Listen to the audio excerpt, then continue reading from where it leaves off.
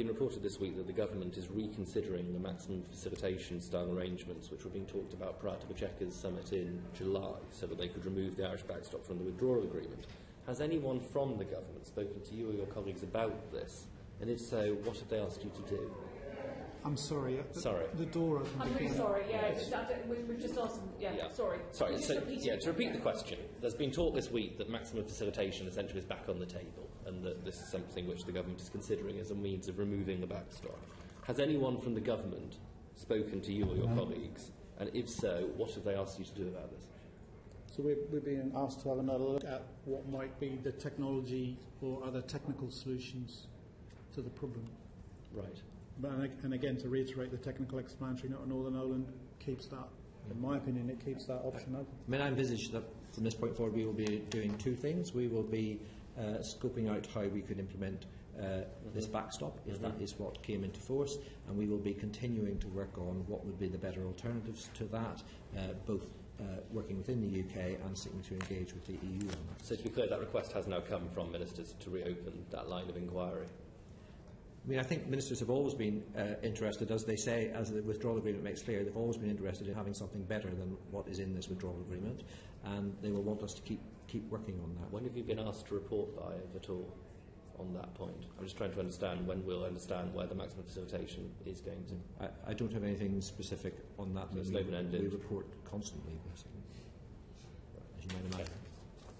In terms of Northern Ireland and the issue of the visible border, assuming a sufficient level of cooperation and trust between the UK and the European Union, can you tell me, in any scenario, including no deal, what checks or activity would, as of necessity, need to be conducted at that border, rather than, for example, online or away from the border?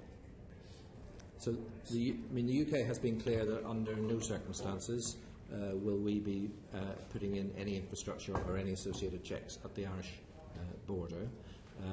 So we do not envisage, even if there is no deal, doing that, and certainly the backstop would remove the need for it, as would some of the other models that the UK government has put forward since the referendum.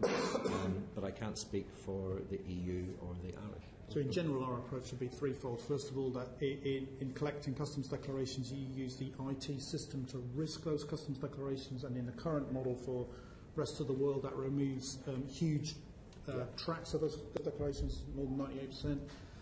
If you do need to physically inspect something, you don't necessarily need to do it at the actual physical border. You can take it inland, you can inspect it at somebody's premises if they're a trusted trader, and so on and so forth, and we set all of that out too. Your absolute last resort would be to do it at the physical border, and the government's been clear it would not do that in Northern Ireland, so you'd want to maximise those first two routes. I mean, Lars Carlson last week said it's possible to have no checks at the border, no infrastructure, no slowing down. The head of the Irish tax authorities, Niall Cody, said he was practically 100% certain, quote-unquote, that no new customs posts would be necessary. Mr Hans Mason last week called the problem of the Irish border, quote-unquote, fictitious. And now we've got your testimony.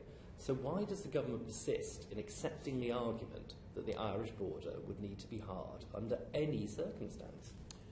Well, what happens on cross-border movements at the moment is, there are cross-border VAT rules and there are cross-border excise rules. We are able to administer those without any border posts or without any checks at the border. But we are able to do those in the context of having access to EU systems and EU databases. The customs union and the single market removes the need for any other controls or checks on cross-border movements. When the UK leaves the EU, we will lose access to those systems and databases, and we will be leaving the single market and the customs union. So there are both potentially additional controls and checks required for leaving those, and in addition, excise and VAT administration becomes more difficult because you don't have access to those EU systems and databases. So the challenge really increases.